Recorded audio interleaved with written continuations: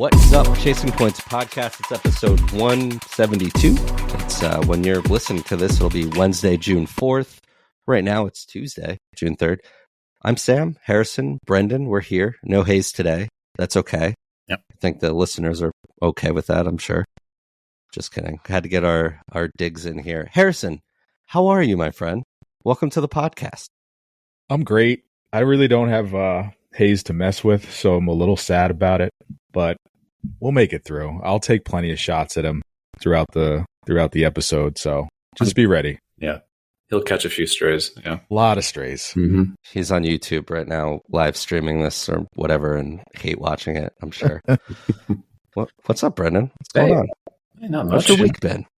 So far, so Welcome to the good. pod. So far, so good. Yeah. Weather's getting nice. Summer's here. Finally. Birthday's coming up on Friday. That's right. Happy Oh. birthday. Fridays. Yeah. There Happy you early go. birthday. Appreciate it. Get out, Appreciate play it. some golf, do something fun. All right. Yeah, it's going to be rainy all weekend, too. So, Oh, really? Yeah. Well, naturally. Figured. Actually, rain's back. Yep. thanks for nothing then. Exactly. All right. Well, nothing big in the world of sports has happened. I'm just kidding. It's 5:30-ish on the 3rd here. NBA Finals start.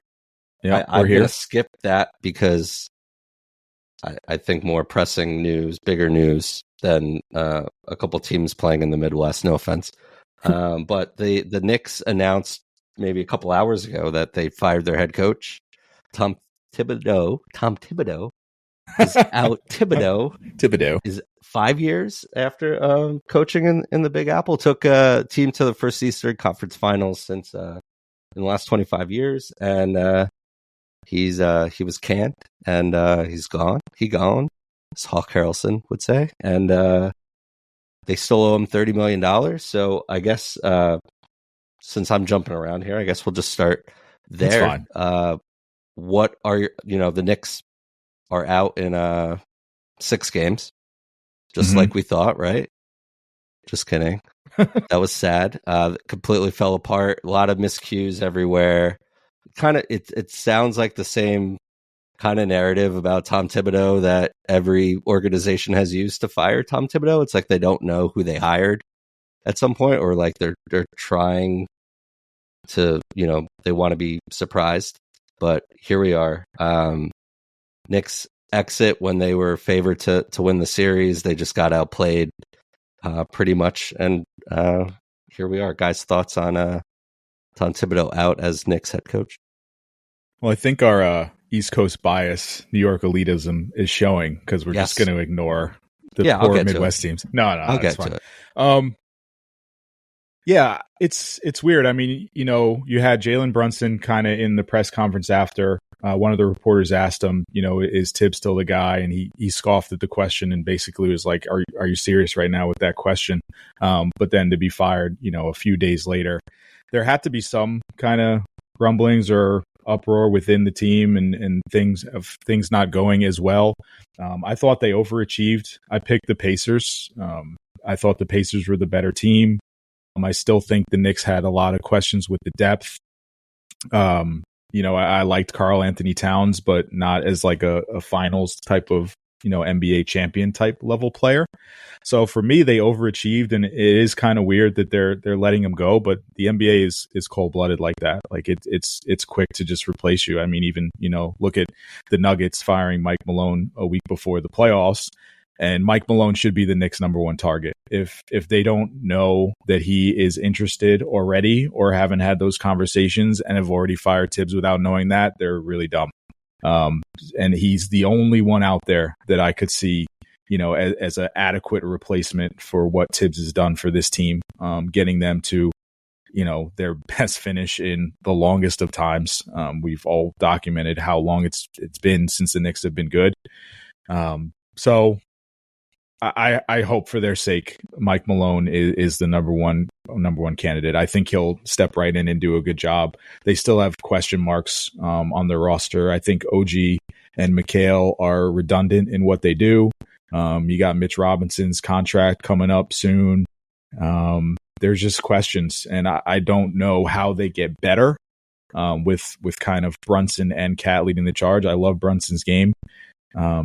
I just don't love Cat that much, and I've said that many times. So yeah, we'll see where it ends up for them. The East is weaker now with Tatum out, and Boston. They're probably going to take a year off.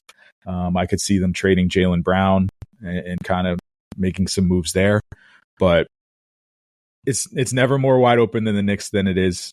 Never more wide open for the Knicks than it is now, and their window is smaller and smaller.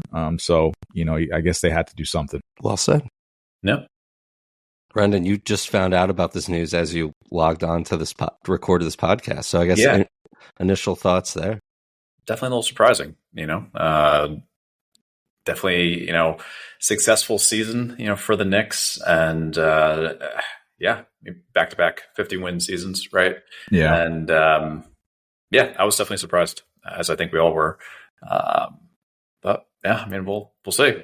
We'll see. Now both teams in the Garden will have new head coaches going into next year, the Rangers as well. So it'll be interesting here to see what they do. Harrison said you don't know how they get better. I know I sent that the picture of Giannis.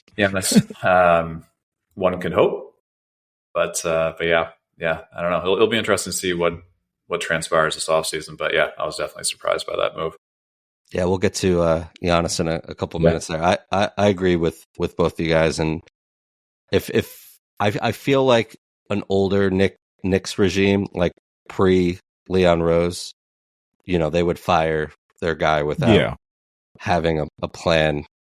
The first thing we thought of was Mike Malone, and I'm sure those conversations have happened. Again, the Knicks didn't just fall apart, but again, Cat is the same kind of player he was in Minnesota. Minnesota, the national media were having the same conversations about Karl Anthony Towns this time last year, right? And those things haven't changed. I think there's probably going to need to be some moves happening. I know they're in a good spot with the cap and all of these thresholds and the new CBA and all that stuff, but still there are some redundancies there. I think they just need a scorer, like a pure scorer. I love Jaylen. He, don't get me wrong there, but there's just this team needs a little bit more firepower. Yeah, and interesting to see where that comes from. Yeah, I agree 100% about the firepower thing. I think when your best player is a guard, it's statistically, or we've seen it, it's impossible to win a championship. Like the only ones that have done it are Steph Curry, and he's not really a small guard. Like he's 6'3", 6'4", and Isaiah Thomas. Like if you go back the last 50 years in the NBA, it just has never happened for your best player to be the point guard. You're taking the ball up. You're taking all of the hits. They're pressing you. You've got to take all the shots. You've got to facilitate. Like it's just very, very difficult for small guards to lead a team to the finals. You can be very good, like, an Allen Iverson or, other guards of that kind of ilk. You can be very good for a while and you can get there. But at the end of the day, 4 rounds of punishment and pressure, it just is too much for that size of player. So they gotta figure some stuff out, but they are in a little bit of cap hell. They have $200 million tied up in 7 guys, and those are the only 7 guys they play. So they're gonna have to. I don't know what they do. I feel like they've reached their ceiling. Yeah. Mikal's going to be a free agent next year, right? Karl Anthony Towns is eligible for an extension. I'm sure one of them will be gone. And if we, get to these Giannis rumors, he's Giannis Antetokounmpo is in the driver's seat wherever he really wants to go. I don't know if the Knicks have, speaking of firepower, what the Rockets or Spurs could offer to get him that would entice Milwaukee, but never know. This league's crazy. There's a lot of crazy things going on. Moves, players that you think are untradeable or undesirable, and they end up switching hands here. So we'll see. But yeah, I guess I buried the lead.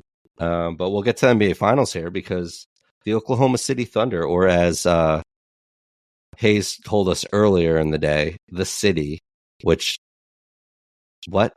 Sorry, I've man. never been to Oklahoma City. No, and I'm no sure disrespect it's to Oklahoma I'm City. Sure it's great. I've never heard that, man. I can't. We're an hour away from a real city. So ouch. I just can't. I can't call them this. I can't call them the city. That's a wild one. The team Google. is exciting and awesome enough that it would be like, okay, I could get behind it though. Maybe we go with like the Oak, or I mean, I think OKC is pretty strong as just the Homa. Okay, could do that. All right, if you want to do that, you could do that. But the yeah, Thursday night Thunder host the Indiana Pacers. Best of 7 here. I guess with Thunder made quick work of the Timberwolves. We didn't think much. We thought that much. I think we all knew that the Pacers were the better team against the Knicks, or it could just be that the Pacers just really know how to and are built to beat this Knicks team. I have questions if that type of team is going to beat the Thunder. But that said, the Thunder are one of the, if not the youngest, roster in the league. We really don't know yet. But thoughts on the NBA Finals starting on Thursday, Thunder versus the Pacers. Well, I have the Homa. Okay. I want to say 4, but I really that's a lot. I'll say the Homa in 5. I just think they're better across the board than the Pacers, and it's not kind of denigrating the Pacers. I think they just match up really, really well with the Pacers 1 through 5. I mean, you got SGA against Halliburton. I'm taking SGA. Jalen Williams and Siakam kind of match up, and then you got Chet and Miles Turner, and I give the edge to OKC all 3 places. OKC is one of the most dominant defensive teams we've seen in a long time, especially in this kind of era of so much pace. So you kind of have to go with the advanced statistics to see what they've been doing on defense, but they've been phenomenal. I think they can kind of shut down the Pacers' pace, the yes sir's pace, pretty quickly. And the reason the Pacers move so quickly is because you're playing off of rebounds, but OKC makes shots, so it's a little bit different when you're taking the ball out of the basket. I just see the Thunder are just too good, too deep, well coached, and I could see this ending pretty quickly. Yeah, Brendan? Yeah, well said. I was going to go into all that as well. Harry beat me to the punch there. Sure. We got our MVP, okay, right? SGA. Yeah. SGA. Yep. So I'm going to say the Thunder will roll. Ooh, see what you did there. In 6. Mm-hmm. Okay. 6 sounds good. Yeah, I could see how the Pacers are good. Mm-hmm. I think talk about well coached. I think Rick throughout this whole run, second half of this year, even going into playoffs, deep run last year. Like this team is pretty deep, plays pretty well, and I think it'll be. It'll be an interesting test for Oklahoma City, but I think just led by SGA, Chet, I think this team is better. Who knows? They could run into the proverbial wall that the Pacers are, but they're gonna play. They're gonna make buckets. To your point, yeah. I like the Thunder in 5 or 6. I want to give the Pacers just some credit because I obviously really hyped up the Thunder, but they are a throwback to the Nash Suns. They're built just that way. They play so incredibly fast. They pressure the ball so incredibly hard, and the Knicks kind of succumb to that type of defensive pressure and how fast the Pacers play. The Knicks just could not keep up. So they can definitely get out and run, but OKC likes to do that too. So that's kind of why, I have the Thunder, but the Pacers have been phenomenal. No one thought they'd be in the finals. They started the season 15-20. Halliburton was, weirdly off to start the season. There was a lot of question marks, but they really found their identity with the pace and with playing very physical, and they made a terrific run, and they beat some good teams to get there. So really, really kudos to the Pacers, and that they are just a really good team. They're just going to run into a buzzsaw. Yeah, I know and of course I made my comments at the beginning here. I think for a basketball fan, this is going to be a fun series to watch, and hopefully it's not done in a week. But these are two teams that are pretty deep, play pretty good defense, and win when they force the other team to play their style of defense, or of just game offense in general, everything. So I think it'll be fun, but I'm sure it'll be fun. I'm sure ABC, ESPN's not. I know it's not. They're probably like the ratings juggernaut they were hoping for, but it's fine. This league is stacked across the board, and these are two of the better teams, especially looking the second half of the year. And I think it'll be a fun, hopefully long series. Yeah, I'm very ready for all the ratings to people are going to absolutely destroy this. It's just not going to be good. But it's okay. I'm going to enjoy it. I think it's going to be great basketball. I really like both those teams, and it'll be fun basketball. I think the games will be pretty close to start, and I just think the Thunder will pull away at the end for a couple of them, but it's no shade on the Pacers. One last cool note on the Thunder, and why I think they're really primed. I think I don't have the math exactly, but in the last 60 days, I feel like they've only played 18 games. That's insane. Yeah. They're very well rested. And then consider only that a handful of overtime games too, right? Yeah, and then consider they had the 1 seed clinched for about a month. So they're well rested, and I think they're just ready to go. The only thing I could see is maybe a little rust. They've had a week off. So we'll see. We'll see how game one goes. Another thing we'll see, and I kind of talked about a little bit, a lot of the rumor mill is fired up because there's only 2 teams left here, but wanted to just talk because it's all over the place. Potential landing spots, or kind of just your early thoughts, guesses where Giannis Antetokounmpo is playing basketball come next fall here. Rockets, we made a quick little list here, and really led by the amount of assets, pick equity, and just young players that, to kind of the dismay and our distaste for the Luka trade was a player like this is not available ever. And if they are, they demand everything, like the entire franchise be traded for them. And that's why I still think the Luka trade is an abomination. But that said, want to talk about young players and picks. I mean, Rockets, Spurs, Oklahoma City, even to be in the NBA Finals, have the youngest roster in the league and have a zillion picks. Sam Presti should just win Executive of the Year every year for the next 10 years, just based on what he's been able to maneuver coming out of not signing James Harden and kind of blowing that team up, and then the way that it's been able to rebuild here. But initial thoughts on all these Giannis rumors, and what do you think, or where would you like to see him play basketball next year? I think it'll be tough for anyone to really match what the Rockets, Spurs, or OKC can offer. I guess it just depends if that's a destination that he wants to go to. And if I was him, I would say yes to all 3 of those places. I think the Rockets have the most picks. OKC has the most picks. You just said it. They have the most picks. But I could see, Milwaukee asking for either Chet or Jalen Williams back, and I don't know if that's a bridge that OKC is going to want to cross. If they're a potential champion, like why would you change? You're good. Yeah, I could see Rockets and Spurs. The Knicks have good assets. I don't know if they have Giannis assets, but they have good assets for trade.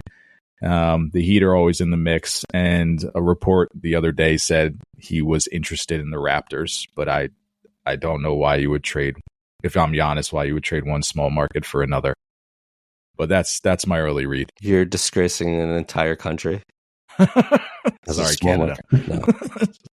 Yeah, I mean, Toronto's interesting. I mean, that Scotty Barnes, it would have to be everybody. I just don't know.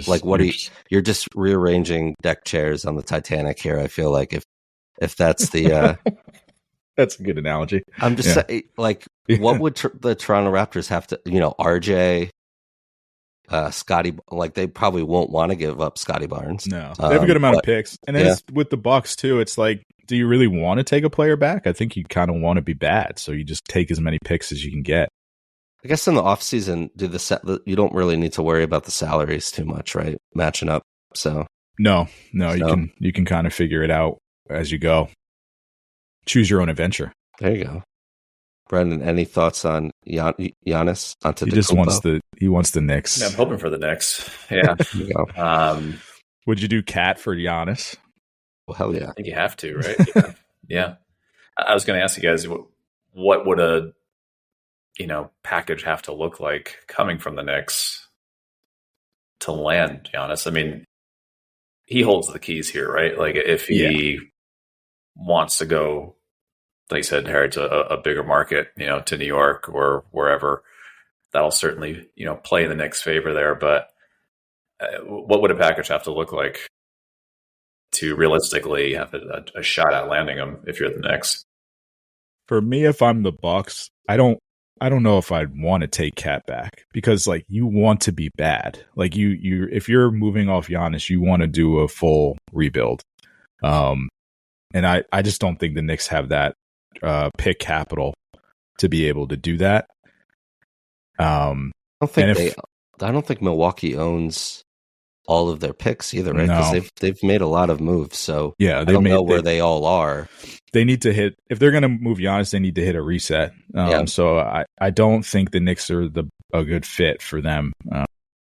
And if I'm Giannis too, I don't know if he wants big state. I think he just wants a chance to win a title. Win. And he just wants to win. If this finals can prove anything, or even the ascent that the Rockets have had just this year, and the sky's the limit for the Spurs here. They have the best of both worlds because you have, and the Thunder too. I mean, they're obviously in the finals. They're destined, primed to win one here. But you have arguably the best player in the league. Whether it's Wemby, you could easily say that this time next year. Yeah, and no one would flinch, or SGA, whatever. And then all these draft picks here. Yeah, why not? I don't know if New York is necessarily as attractive there, but again, that's up to the player. And yeah, I think it's attractive from an organizational standpoint. The Knicks have done great things over the last couple of years.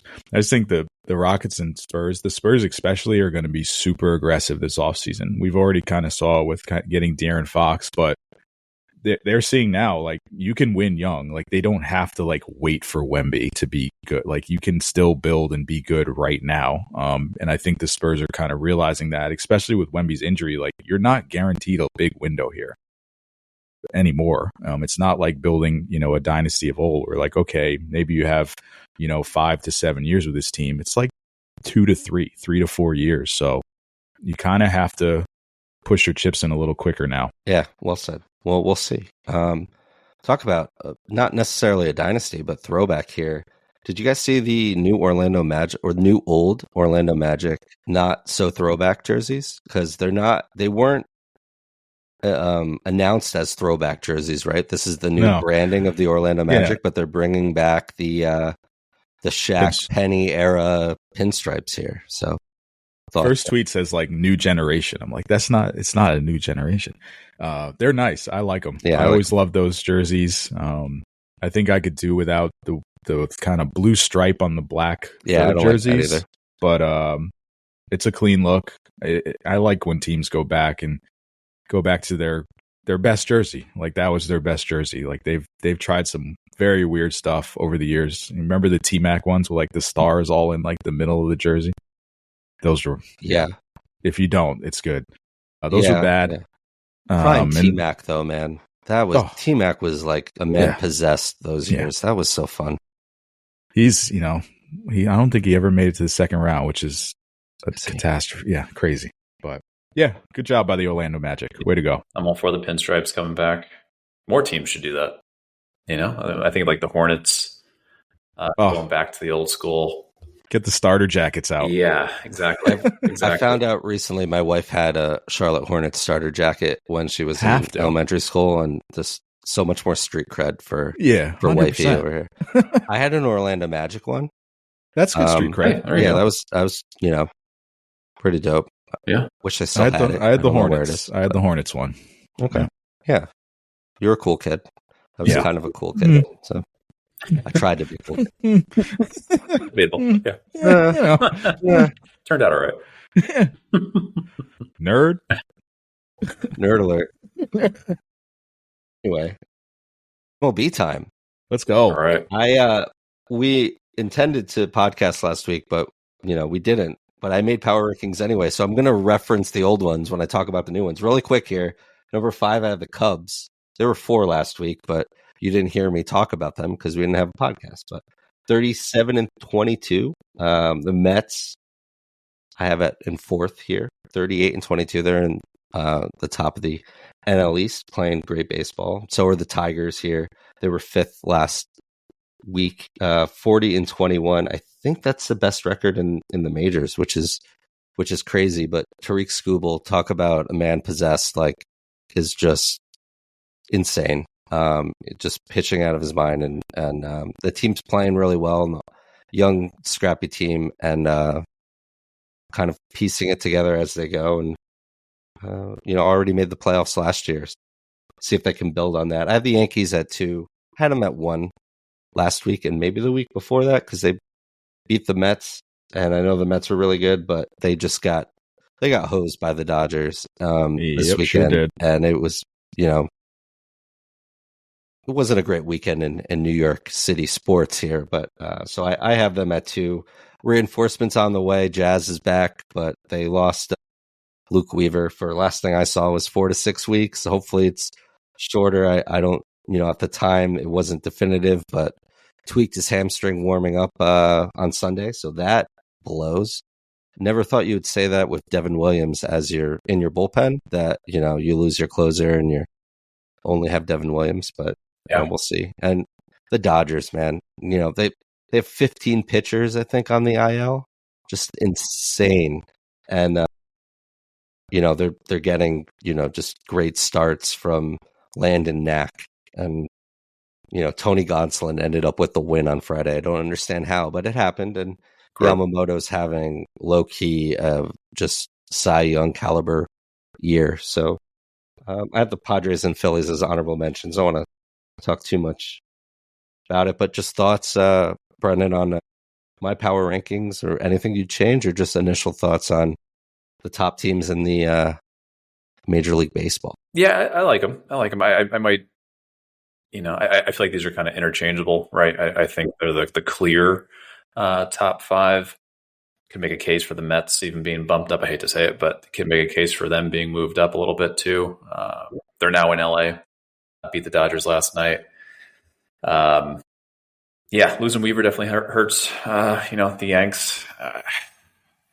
It's always going to come back down to pitching, right? And I'm hoping the Yanks make a move at some point. As we get closer to the deadline, maybe bring in another arm or two. And the Dodgers. I mean, geez, it's unbelievable. They're still winning despite, like you said, 15 pitchers on the IL. Shohei's ramping up his throwing program, so I think they were saying maybe within the next month or so, or just after the All-Star break, he might actually start a game. So kind of scary to think when they get healthy and that rotation gets back to being full there, what they're going to look like. But I think your rankings are good. I agree with them for the most part. Well, thank you. That's so kind. You got it. The Rockies just won their 10th game of the year. Let's go. I looked up their point differential. It's negative 183. No. The Rockies are like your Panther, like my Panthers, Carolina Panthers. It's not good. In putting this together, Harrison, it made me think back to football season, and maybe we shouldn't do power rankings every week because it's just there is so much volatility. But we can all agree on one thing: the Rockies are really bad. But hey, I would count the Panthers having a better season than the Colorado Rockies. Panthers finished strong. Man. Yeah, they picked it up, but the Rockies, it's tough scene out there. Their point differential was negative 173 last week. So, and teetering on triple-digit negative point differential is the Baltimore Orioles, who, didn't address their pitching at all in the offseason, and now are just stuck with this really young, exciting roster that can hold leads. So that's exciting. That's great. I do expect a better second half from them, right? I mean, they're getting guys back. Kauser just came off the IL. I think Westberg is close to returning as well.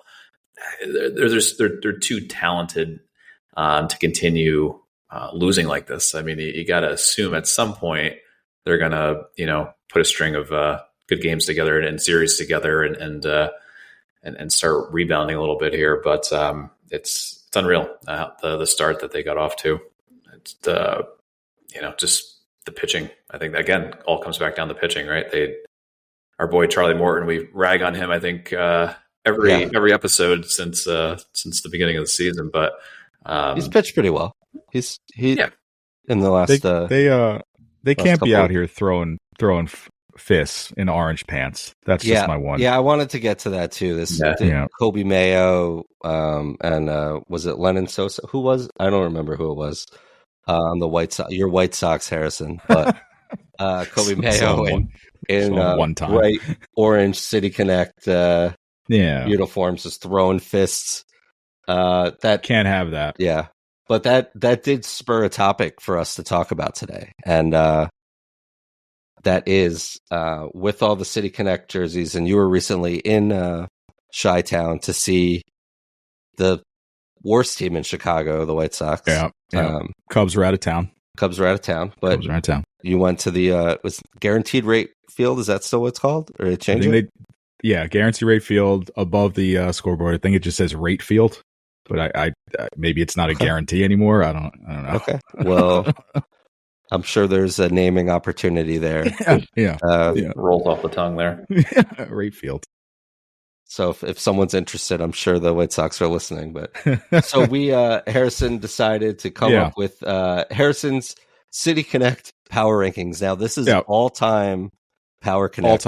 All time here. So just floor is yours, my friend. Yeah, I was just going to do this year's, but I didn't realize it's like a 4-year process and teams just roll them out, and some teams have second editions. So after doing a little research, I wanted to just roll through my personal City Connect jersey power rankings. Fashion is subjective, so if you don't agree with me, I do not care. So number 5 for me is the Reds, the sucker for black and red. I like the C, the nice C on the top. I like an all black jersey. And we do some black pants, so I'm digging that one. 4, we have the Braves, the Hank Aaron kind of homage. Those are really sweet. I'm a big fan of those. The Marlins, their new version. I didn't love their first one. The red was a little too much for me. Marlins. I think fish. Yeah, I didn't like blue. The red ones. Yeah, I don't know. This one has like 3. Is that the one with the 305 on the hat? This one has 305, and they went Miami Vice. So I was big on the Heat Miami Vice one, so I like these two. Go ahead. The helmets are just atrocious with the pink and teal highlights. I like that. Yeah, I'm digging it. Yeah. All right, that's fine. Different strokes for different folks. All right. Yeah. Number 2, I had the White Sox. Their new ones. I think people are, hating on it because the White Sox are not very good at putting that they're wearing those, but they look really good. Really like the red and the black pinstripe and the hat with the, socks on it, obviously. And then my number 1 is the Nationals, the cherry blossoms. I like a little pink, real men wear pink. I don't like the new national ones. The blue is not my favorite. Yeah, I like the old ones are really cool, especially with DC. And when I think of DC, I think of the cherry blossoms. So that's it. If you have any other, or if anyone else has any other kind of favorites, throw them at me. But I like the Dodgers, to be honest. But with the I do too. The speckle kind of in there, and I'm a fan. Yeah, I did like them. I didn't like watching them wear them Saturday. No, yeah, exactly. But they are nice. I'm a sucker for matte. Derby, love a good matte finish. So I was like, wow, they look really sharp, and they're kicking our ass. We are old. I'm going to turn this off. But yeah. I think what needs to be considered here, especially from if we want to compare take 1 to take 2 here, is the Red Sox. Oh. to go from that like Yellow. royal blue, yellow to at least, it's the Green Monster. Kind of like that makes a lot of sense. And I know, I'm not from Boston. I don't quite get it. What is that like the yellow and blue was something? the Boston Marathon. Yeah. Oh, was it the Boston Marathon? Okay. So yeah, awesome. But I think from just an aesthetic, the yellow is just jarring design. Like, yeah. So I think from the glow up from 1 to 2 here is I'd agree. Like, so I would have to have those in I'm there. taking take 2 for the Red Sox 100%. ones for sure. Yeah, and the numbers and the font are the same as what's used on the scoreboard on the Monster and everything. So yeah, I'm on board with these. Yeah, I agree. The yellow is just like, wow, it's a lot. That's a lot. It's it hurts to say, as we're all huge Yankee fans. We just don't do this stuff. We don't have fun. No fun. Yeah. Nope. No fun allowed. I do have to give a dishonorable mention. The Rockies ones are not good. Yeah. And then the Toronto Blue Jays ones are not good. And I don't know if I love Detroit, the Motor City ones. So, yeah. One I don't like, or that's the Mets. It's terrible. And this isn't like as a Yankee fan, I don't hate the Mets. I just don't care. It's kind of like I could only equate this to, Brendan, like what Giant fans probably think of Jets fans. Little brother. Where it's like you're not even worried about the Jets ever. And kind of that's just, the Mets are good. Like, great. Yeah. That's awesome. Like, win some game. I hope you do. Like, it's awesome. But the purple, like, they just leaned into the grimace thing way too much. Like, and the little, like the little design, I don't quite remember what it is across the hat. But I think it's the Queensboro. I'm just not. Yeah. Is it? Yeah, I'm just not into it. That might be the worst one. Aesthetic. It's just so it's bad. Dull, there's just no color in it. Yeah, but that's Yeah, it's just like, it was cool. Like, grimace throughout the first pitch. Like, I'm into it. Like, that was a cool viral moment. But like, I just kind of feel like, I'm good. Yeah. I'm good here. We're with you. If the Yankees were to have a City Connect jersey, what would you want on it? Would you want one? I'm going to be the elitist and say, like, no, like, I wouldn't want one. I think I'd want one. I don't know what they would do, though. Maybe not, actually. I think it would be too jarring. Might be too weird. Yeah. It might be too much of like a deviation from. Yeah, we did beards already. Like, we can't. I feel like when you can't. When they did that like Players Weekend thing and they had like the nicknames in the back, I remember like Brett Gardner didn't want one because he didn't want the name on the back of the jersey. And I just didn't like that jersey in general. But it looked like something you would buy from like an off-brand like Yankee jersey that you'd get from like, I don't know, like Walmart or something. I just feel like wasn't into it, but maybe that's, again, just me being the elitist Yankee fan that I am. Maybe they would tie into like Rangers and Giants. Maybe go like a red and a blue. That'd be really weird, though. Well, the red, I mean, that Giants throwback that they opened the season with last year. Like, what are we doing here? Well, Brendan, you got any connects there? What's your team doing here, man? Oh, this Giants uniforms where they didn't wear pants? Yeah, right. Yeah. Flesh color. Yeah. That one. What a decision! And the Michigan helmets with the red, so that it's just ridiculous. Yeah, no thanks. But there we go. Love your feedback. Maybe we'll do bottom 5 next. I would love, just really quick before we move off this topic, I would love to see the Yankees lean into the top hat logo more. With the Yankees script. I love that. So I don't know if that would be incorporated in a City Connect. Maybe it's just like an alternate, but I do love that logo and I wouldn't mind them leaning into that a little bit more. I agree. There you go. Dressed up like Uncle Sam. Just taking Aaron Judge, just taking BP dressed up like Uncle Sam. Mets have grimace. We have Uncle Sam. America. Yeah. Yeah. America. That's Yeah, that's it. That's a sight. Okay, moving on. Here we are. Do you care? Yeah, everyone's favorite segment here. It's really a shame that Hayes isn't really here for only this fun when first Hayes one. is here. Because I'm still not entirely convinced he knows who Scotty Scheffler is. But is he ranked number one? I think he is, right? Is it Rory? Yeah. He's ranked number one still. He won the Memorial again. He won it last year. I did not watch a second of the Memorial, so I couldn't tell you anything. I mean, I know who Scotty Scheffler is. I have watched the Memorial. And if Scotty Scheffler was in front of me, I would know who he was. So I feel like I at least can host this conversation here, but do you care? I also didn't really watch. So the U.S. Women's Open was on, so I watched a lot of that. So they played that at Erin Hills, a course that I've been lucky enough to play in Wisconsin. So it was really cool to watch the women play that course. I know, big flex. So that's what I was watching. Shout out to Maya Stark. She won, Swedish. But I am excited about the men's U.S. Open, which is in like a week. So I think Scotty Scheffler is going in really hot, obviously. He's won his last two starts back-to-back at the Memorial.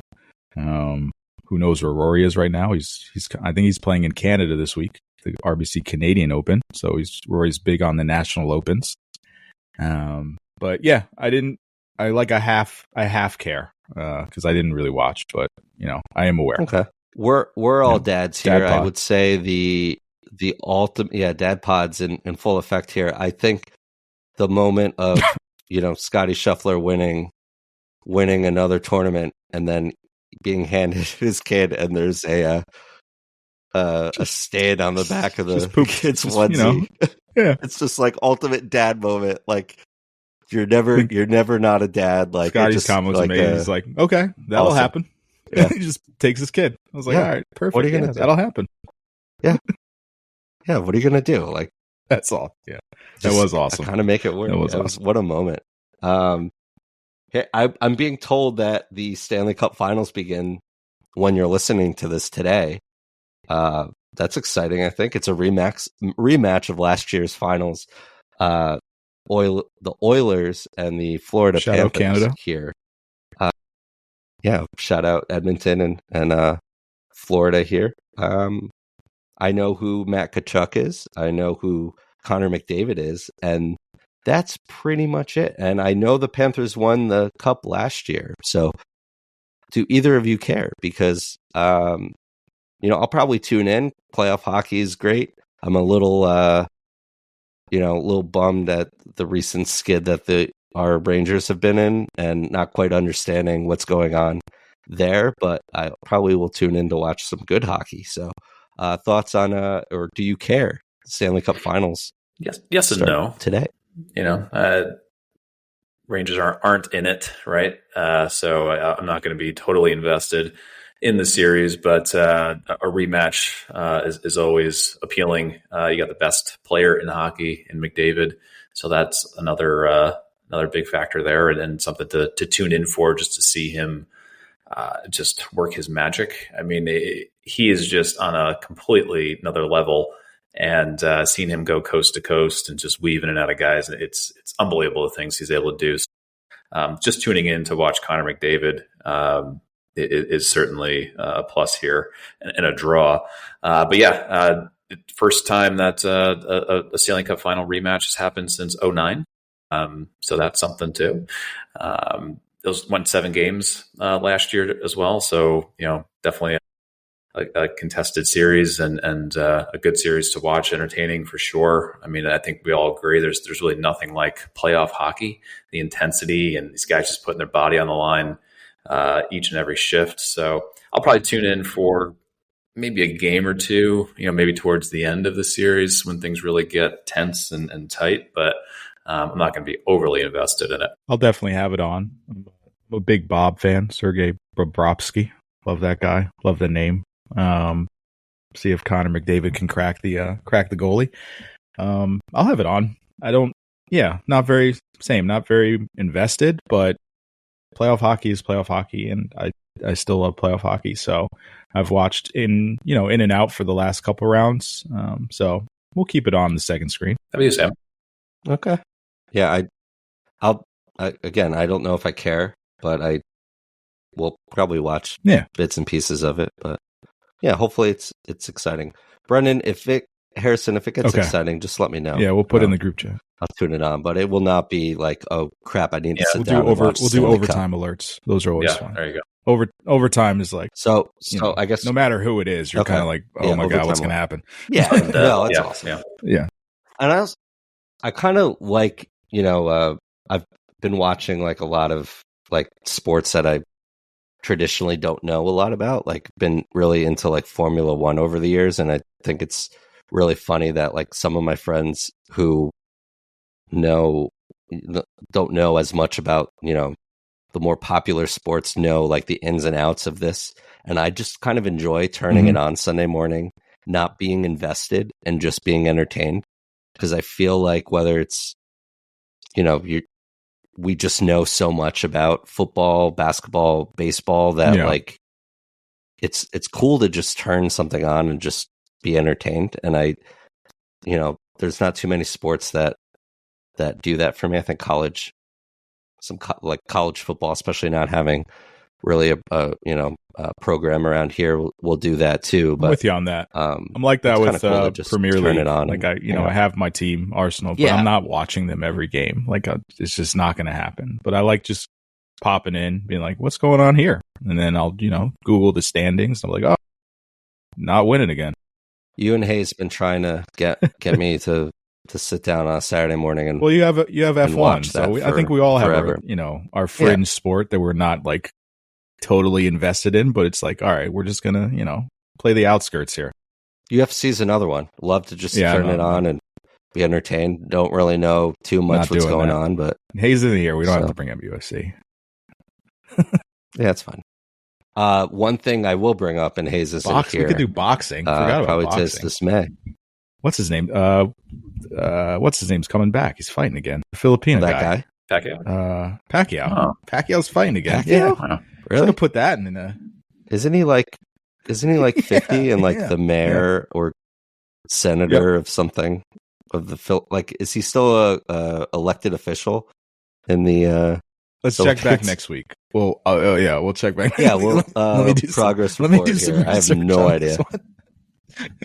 Well, I know. But you brought up UFC, and I was like, boxing. Yeah, boxing. The real fighting sport.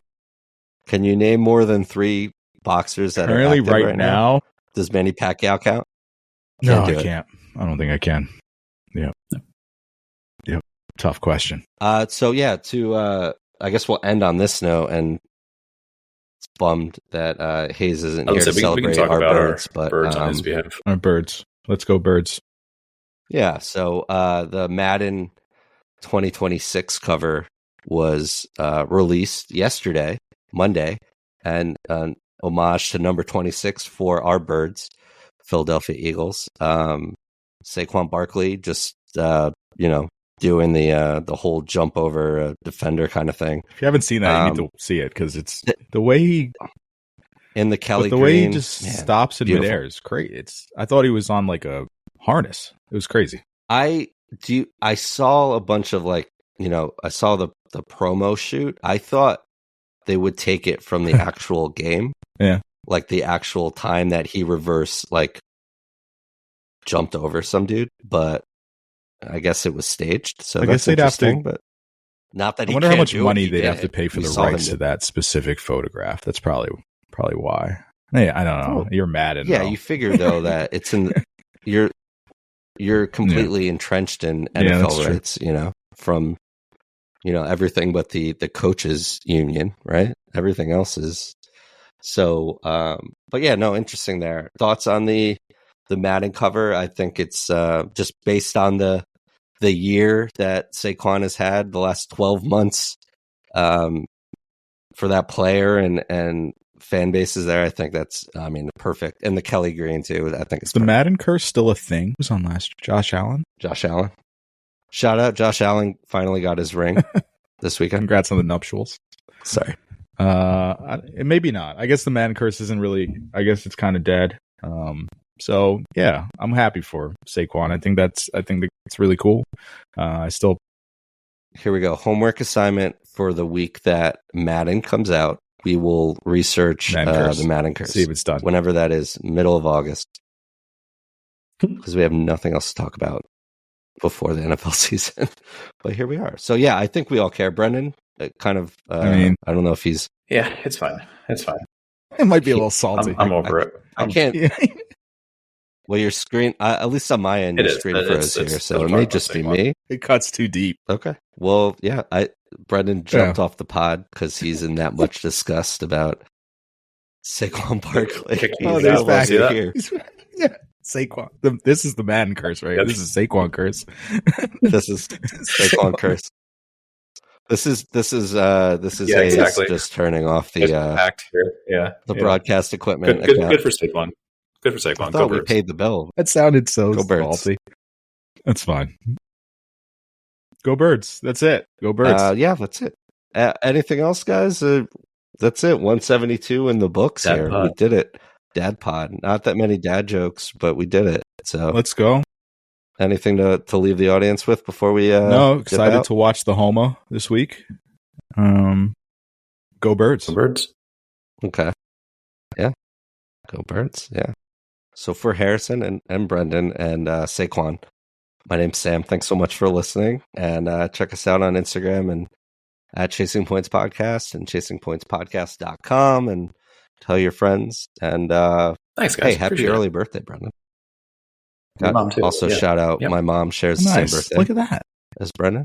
And my best friend's birthday is June. Tomorrow, today, whenever you're listening to this. So happy birthday, Chris. Yeah, there you go. And that's it. So we'll leave you with that. See you next week, probably, hopefully. And peace. Till then, peace.